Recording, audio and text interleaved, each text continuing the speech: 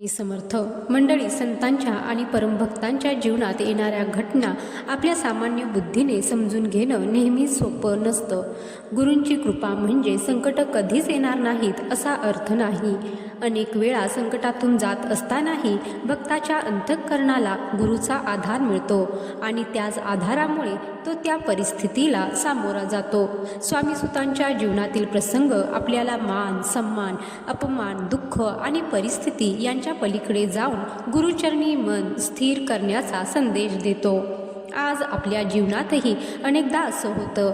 आपण मनापासून एखाद्या देवाची भक्ती करतो, प्रार्थना करतो, तरी आपल्या मनासारखं काही घडत नाही की आपण लगेच विचारतो, देवा माझी प्रार्थना का ऐकत नाही? पण कदाचित भक्ताची खरी परीक्षा हीच असते. परिस्थिती बदलली तरी श्रद्धा बदलते का? स्वामी सुतांनी स्वामी समर्थांना आपलं सर्वस्व मानलं.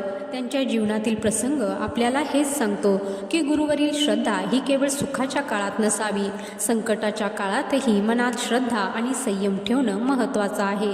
म्हणूनच स्वामी सूत हरिभाऊंची कथा आजही स्वामी भक्तांना अंतर्मुख करते. त्यांच्या जीवनातील प्रत्येक प्रसंग आपल्याला भक्ती, निष्ठा आणि गुरुवरील विश्वास यांचा अर्थ नव्याने समजावते. तर मंडळी, तुम्हालाही हे पटत असेल तर एक लाईक नक्की द्या आणि कमेंटमध्ये जय श्री स्वामी समर्थ लिहायला विसरू नका. तसेच अजून कोणत्या विषयावर तुम्हाला कथा ऐकायला आवडतील ते सुद्धा कमेंटमध्ये नक्की सांगा. आणि चॅनलला अजूनही सबस्क्राईब केले नसेल तर जरूर सबस्क्राईब करा, ज्यामुळे तुम्हाला अशाच नवनवीन कथा, प्रेरणादायी गोष्टी ऐकायला मिळतील. व्हिडिओ शेवटपर्यंत पाहिल्याबद्दल धन्यवाद. जय श्री स्वामी समर्थ.